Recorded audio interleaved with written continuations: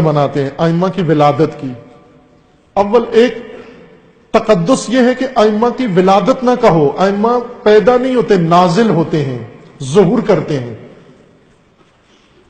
تقدس کا اندازہ دیکھو، احترام کا حد دیکھو کہ ولادت کہنا بھی توہین قرار دیتے ہیں، کہو کہ یہ ظہور کرتے ہیں، یہ نزول کرتے ہیں، تاکہ احترام اعلیٰ درجے تک جا پہنچے۔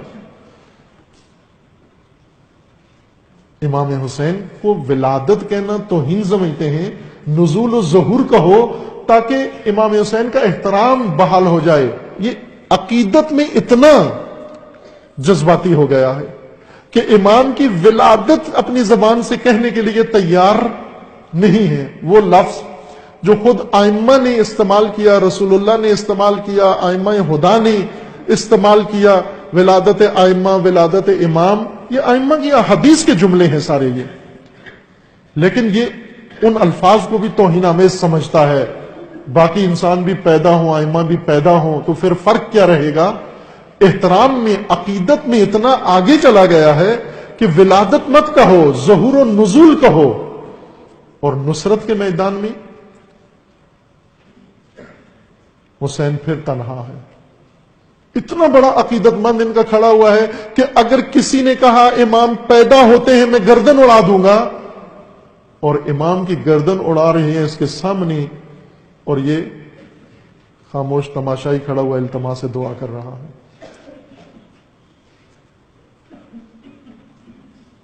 امام کے ولادت کی خوشی جشن مناتے ہیں، کیک کاٹتے ہیں۔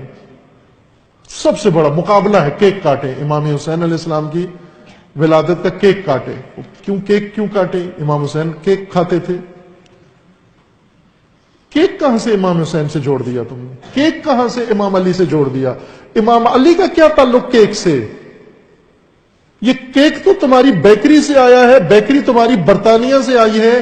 یہ تمہارے آقاؤں کی ولادت کے اوپر کیک کاٹے جاتے تھے، نہ اماموں کی ولادت کے اوپر۔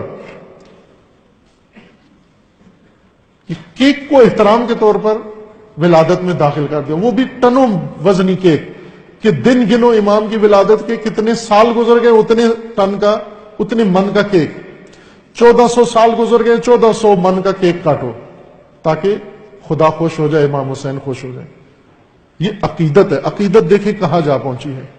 اور ایک طبقہ عقیدت میں بالکل کور، اندھا، دل کا اندھا ہو گیا عقیدت کے اندر، اور ان کو عقیدت کی تسکین اس وقت ملتی ہے کہ جب ائمہ کی ولادت کے ایام میں نعوذ باللہ، العیاذ باللہ، مجرا کراتے ہیں، خسرے نچاتے ہیں، طوائفیں نچاتے ہیں، کنجریاں نچاتے ہیں، ڈانس کرتے ہیں، بھنگڑے ڈالتے ہیں، حرام کام کرتے ہیں۔ کیا ہو رہا ہے؟ ائمہ کا جشن ظہور منا رہے ہیں۔ وہی عقیدت ہے۔ عقیدت مند یہ حرکتیں کرتا ہے۔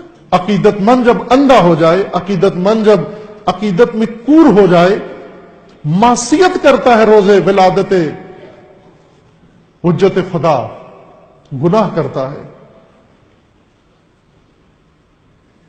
اور دوسرے لوگ تحسین کرتے ہیں۔ ماشاءاللہ کتنا جذبہ ہے، کتنا عشق ہے امام حسین کے ساتھ، اتنا عشق ہے اس کو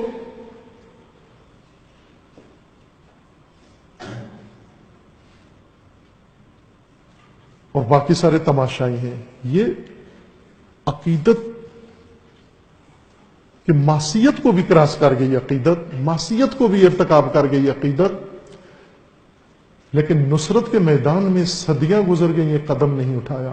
اگر نصرت کے میدان میں عقیدت کے ساتھ ساتھ نصرت کے میدان میں چند قدم اٹھائے ہوتے تو آج ہر اسلامی ملک کے اوپر ایک طاغوت مسلط نہ ہوتا، شیطان مسلط نہ ہوتا، شیطانی خاندان مسلط نہ ہوتا، شیطانی چیلے مسلط نہ ہوتے، آل سعود جیسے اور آل خلیفہ جیسے جلاد ان مومنین کی گردنوں پر سوار نہ ہوتے، اگر نصرت امام میں ایک قدم اٹھایا ہوتا، اگر نصرت حسین میں ایک قدم اٹھایا ہوتا۔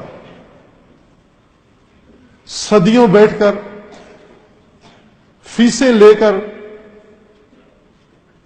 عقیدت کی باتیں کی، پیسے بنائے، دو قسم کے خطیب انہوں نے اہل بیت کے بارے میں پیسے کمائے. ایک بنو امیہ نے 9,000 خطیب خریدے، اہل بیت کی تان و تشنیع پر انہیں فیسیں دی، اور جواب میں ایک طبقہ پیدا ہوا اہل بیت کے دفاع میں فیسیں لوگوں سے لے کر مجلسیں پڑھ رہا. یہ دونوں ناصرین ہیں. ڈبل فیسیں. اتنی فیسیں دشمنوں نے نہیں لی جتنی یہ فیسیں لے رہے ہیں.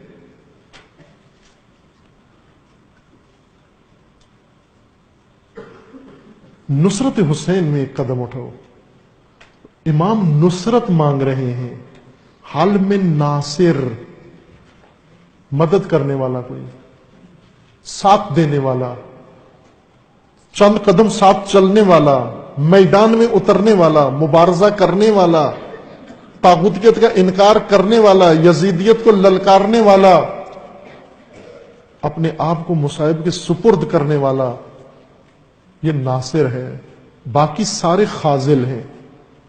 بے شک عقیدت میں جو کچھ کہتے رہیں، اندھے ہو یا بینا، اگر نصرت میں قدم نہیں اٹھایا تو خاذلین میں آ جائیں گے. چونکہ ناصرین اور خاذلین کے درمیان کوئی برزخ نہیں ہے، تیسرا کوئی مقام نہیں ہے کہ ہم ناصرین میں تو نہیں ہیں لیکن خاذلین میں بھی نہ ہو، معتقدین اور محبین میں ہو. نہ، یہ فقط دو ہی کردار ہیں، یا ناصر ہے یا خاذل.